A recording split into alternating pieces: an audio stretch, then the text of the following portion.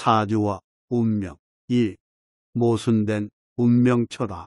인간이 주변 세계에 지속적으로 적응하면서 학습하고 지식을 습득하려는 자연스러운 경향이 있음을 시사합니다. 이러한 적응 과정은 사회의 문화를 집합적으로 형성하는 도구, 기술, 사회조직, 언어, 관습 및 신념의 축적으로 이어집니다.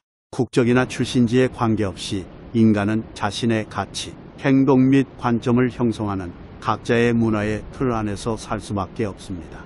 또한 배움과 지식을 추구하는 것은 다른 사람, 자연, 사회에 적응하려는 인간 본성의 고유한 부분입니다.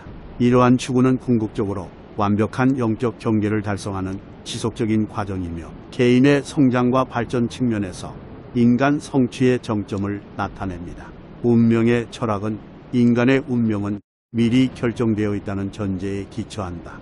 그러나 이것은 삶의 모든 것이 숙명론처럼 미리 정해져 있다는 것을 의미하지는 않습니다. 사람들은 부정적인 결과를 피하고 긍정적인 결과를 선택하기를 원하기 때문에 여전히 불운을 피하고 행운을 찾는 것을 추구합니다.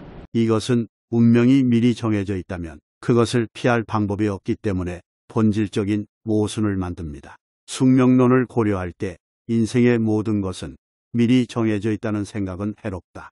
사람들이 나쁜 운명이 불가피하다고 믿는다면 희망이 없어지고 삶을 개선하려는 노력을 포기할 수 있습니다. 반대로 사람들이 좋은 운명이 불가피하다고 믿는다면 게을러지고 안일해질 수 있습니다. 그들은 또한 모든 것이 미리 결정되어 있다고 믿기 때문에 자신의 행동에 책임을 지지 않을 수도 있습니다. 많은 현대인들은 운명의 철학을 거부합니다. 그들은 인간이 자신의 미래를 형성하고 자연을 정복하기 위해 자유의지와 과학적 추론을 사용할 수 있다고 믿습니다. 그들은 또한 각 세대가 과거의 업적을 바탕으로 역사가 계속 진화하고 있다고 믿습니다. 그러나 인간이 자유의지로 운명을 개척할 수 있다는 믿음은 제한적이다. 누군가는 부유한 부모를 둔 반면 다른 이들은 그렇지 않은 이유는 무엇입니까? 와 같은 질문에 직면했을 때, 또는 왜 어떤 사람들은 타고난 매력이 있고 다른 사람들은 그렇지 않습니까? 또는 왜 어떤 사람들은 건강하게 태어나고 다른 사람들은 그렇지 않습니까? 또는 왜 어떤 사람들은 힘들이지 않고 성공하는 반면 다른 사람들은 어려움을 겪는가? 또는 왜 어떤 사람들은 행복한 관계를 유지하고 다른 사람들은 그렇지 않습니까? 사람들은 종종 이러한 차이점을 설명하기 어렵다고 생각합니다. 이러한 문제는 선천적일 수도 있고 후천적일 수도 있으며 사람들은 삶에서 다양한 도전에 직면할 수 있습니다. 예컨대 운명 철학은 인간의 운명은 미리 정해져 있다고 제안한다. 사람들이 여전히 불운을 피하고 행운을 찾는 것을 추구하지만 이 철학은 모순을 만들고 사람들의 열망을 제한할 수 있습니다. 많은 사람들이 이 철학을 거부하지만 자유의지에는 한계가 있으며 사람들은 인생에서 쉽게 설명할 수 없는 다양한 도전에 직면할 수 있음을 인정합니다. 사람들이 과학적인 사고와 합리적인 이성을 중요시하지만 중요한 문제에 직면하면 종종 미신적인 관점을 취하는 현상을 설명하고 있습니다. 이는 모순적으로 보일 수 있지만 인생 자체가 모순과 혼란을 포함하는 것이기 때문에 자연스러운 일입니다. 나이가 들면서 운명에 대해 이해하게 되는 것은 인생의 경험과 지혜로부터 비롯됩니다. 젊은 사람들은 자신감과 패기로 살지만 인생의 풍파를 겪고 나면 생각이 달라지는 것입니다. 이러한 경험을 통해 운명 철학이 40대 이상의 사람들에게 더 많이 채택되는 것입니다. 그러나 이러한 모순과 혼란 뒤에는 엄연히 이치와 규칙이 존재합니다. 지혜로운 사람은 이러한 실상을 파악하고 이해함으로써 거짓과 혼란을 극복할 수 있습니다. 이는 평안하고 지혜로운 삶을 살 수 있는 길이 됩니다. 따라서 이 글은 인생이 모순과 혼란을 포함하는 것이지만 이러한 현상 뒤에는 엄연히 이치와 규칙이 존재하며 지혜로운 사람은 이러한 실상을 파악하고 이해함으로써 평안하고 지혜로운 삶을 살아갈 수 있다는 것을 강조하고 있습니다. 이 지혜로운 삶, 명리학은 인간의 운명을 분석하고 그에 따른 삶의 방향을 제시하는 학문입니다. 명리학 관점에서 지혜로운 삶을 영위하는 방안은 다음과 같습니다. 1. 자신의 운명을 이해하고 받아들이기. 명리학은 인간의 운명을 분석하고 그에 따른 삶의 방향을 제시합니다. 자신의 운명을 이해하고 받아들이는 것은 지혜로운 삶을 영위하는 첫걸음입니다. 자신의 장점과 단점을 파악하기. 명리학은 인간의 성격과 특성을 분석합니다. 자신의 장점과 단점을 파악하고 이를 극대화하거나 보완하는 것은 지혜로운 삶을 영위하는 데 큰 도움이 됩니다. 목표를 설정하고 계획적으로 실행하기. 명리학은 인간의 운명과 삶의 방향을 제시합니다. 이를 바탕으로 자신만의 목표를 설정하고 계획적으로 실행하는 것은 지혜로운 삶을 영위하는 데 필수적입니다. 타인과의 관계에서 상생과 공감하기. 명리학은 인간관계와 사회적 관계를 분석합니다. 타인과의 관계에서 상생과 공감하는 것은 지혜로운 삶을 영위하는 데 중요한 가치입니다.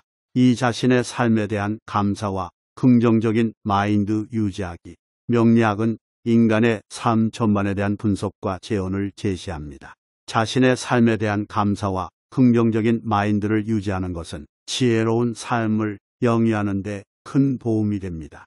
이렇게 명리학 관점에서 지혜로운 삶을 영위할 수 있는 방안들이 있습니다. 운명의 흐름은 분명히 있습니다. 그리고 그 흐름은 쉽게 바꿀 수 없습니다. 인생의 행로를 강물의 흐름으로 비유한다면 태우는 강물이 흘러가는 방향입니다. 새우는 강물이 흐르면서 만나는 곳곳의 지형입니다. 한강이 동쪽에서 서쪽으로 흐르는데 이 물줄기를 돌려서 서쪽에서 동쪽으로 흐르게 하려는 사람은 어리석은 사람으로 결코 뜻을 이룰 수 없습니다. 그러나 같은 물줄기라도 홍수가 잘 나는 지역은 제방을 쌓고 미리 대비를 함으로써 물을 다스리는 지수치수를 할 수 있으니 이와 같이 운의 흐름을 미리 보고 지혜롭게 살아갈 수 있는 것입니다. 사주는 각 개인의 타고난 성향과 잠재력 그리고 운명을 나타내는 것으로 우리는 이를 그릇에 비유할 수 있습니다. 각자의 그릇 크기와 쓰임새에 따라 적절하게 활용해야 하며 운명 또한 마찬가지입니다. 이는 우리가 타고난 성격과 잠재력을 적극 활용하며 운명을 받아들이고 자제하는 것이 중요합니다. 하지만 인간의 운명은 절대적으로 고정된 것은 아닙니다.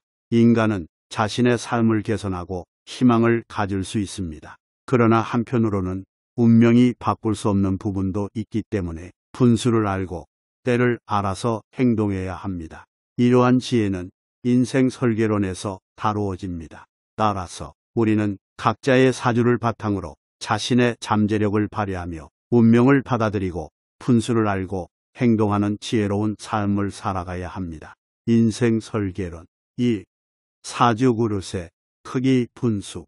사주는 인간의 운명을 나타내는 그릇이라고 생각할 수 있습니다. 이 그릇의 크기는 사람마다 다르며 큰 그릇은 큰 일을 할 수 있고 작은 그릇은 작은 일을 할 수 있습니다. 또한 사람마다 그릇의 쓰임새가 다르기 때문에 자신의 그릇을 알고 분수를 알아야 합니다. 그렇게 하면 허욕을 부리지 않고 분수에 맞는 일을 추진할 수 있습니다. 또한 인생에서 목적지를 설정하고 그 목적을 향해 진로를 선택하는 것도 매우 중요합니다.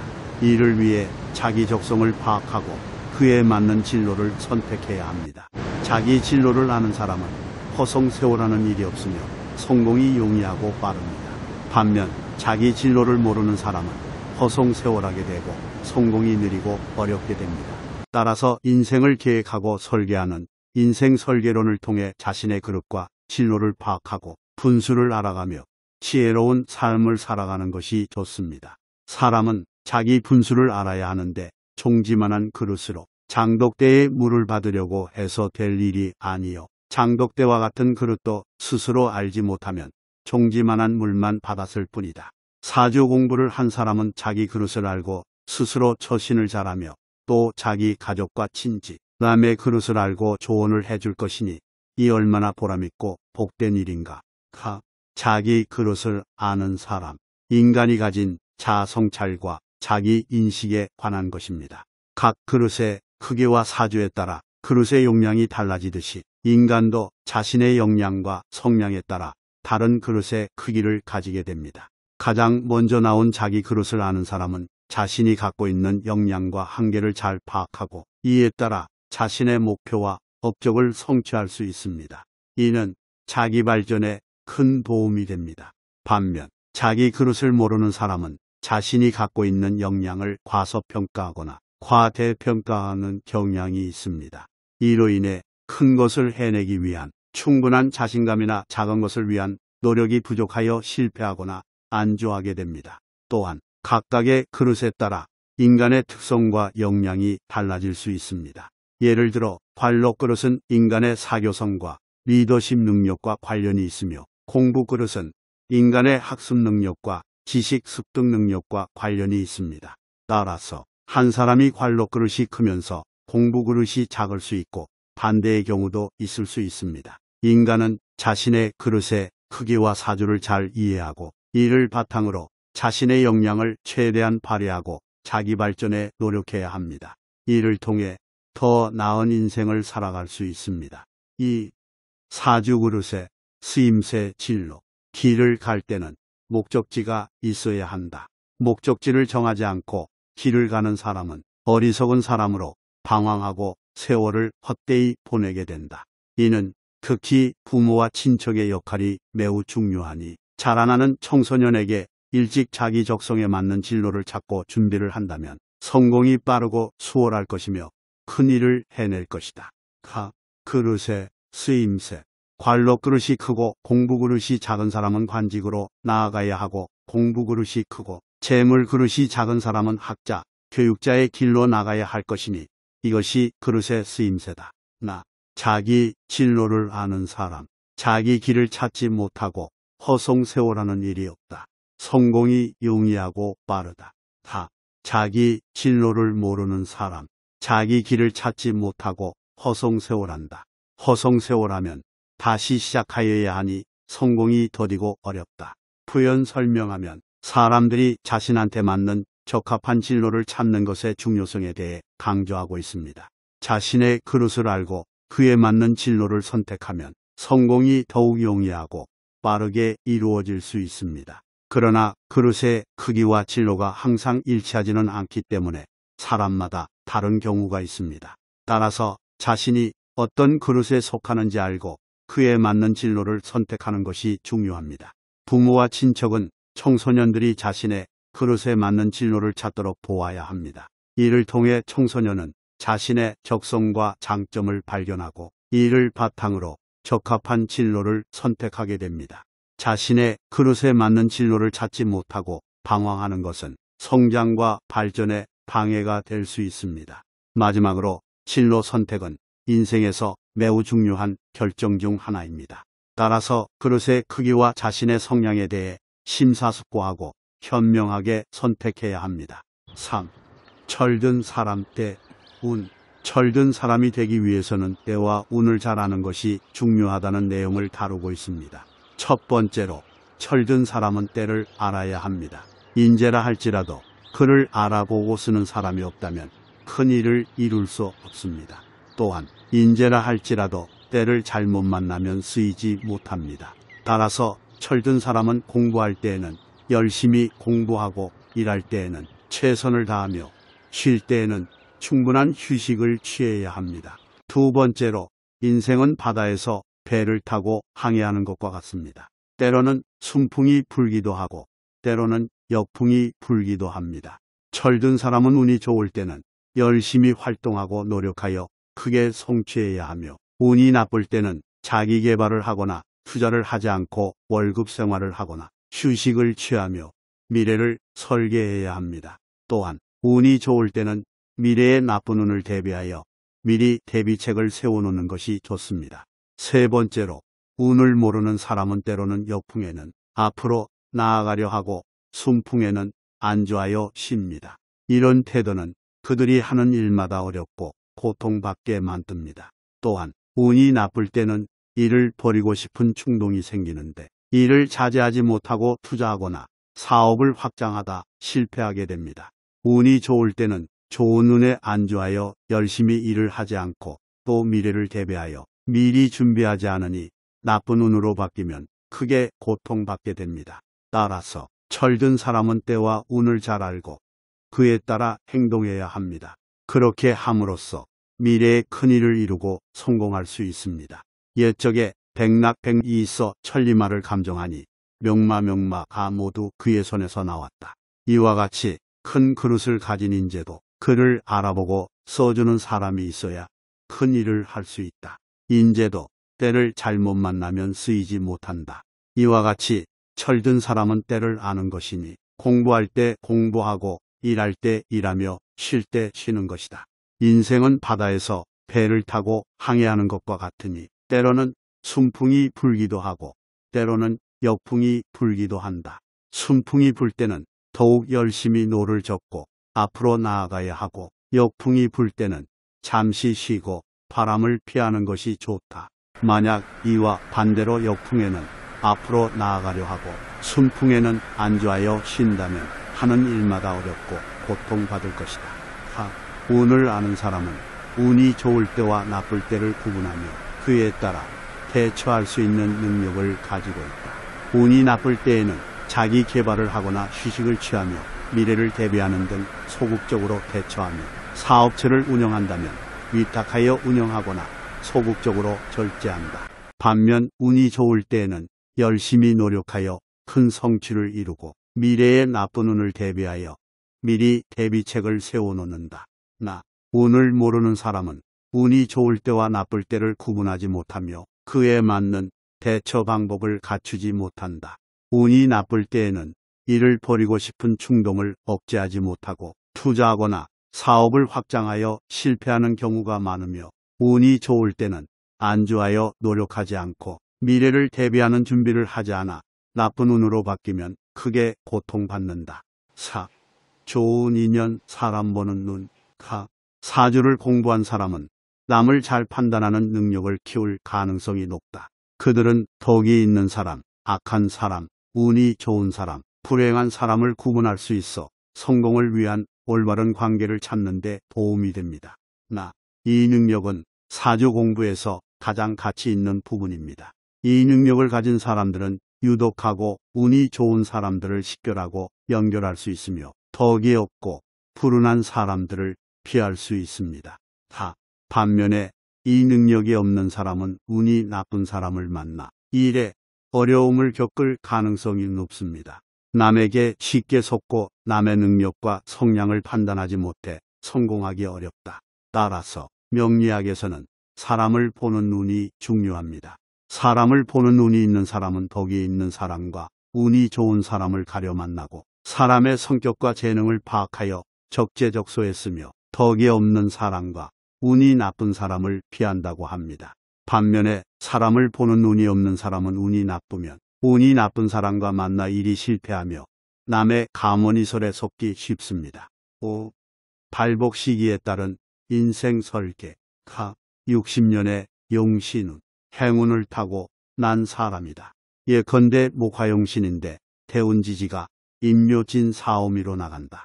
사주 청탁의 정도에 따라서 대발복, 소발복으로 나뉜다. 그러나 운이 좋다고 너무 자만하거나 나태해서는 못 쓴다.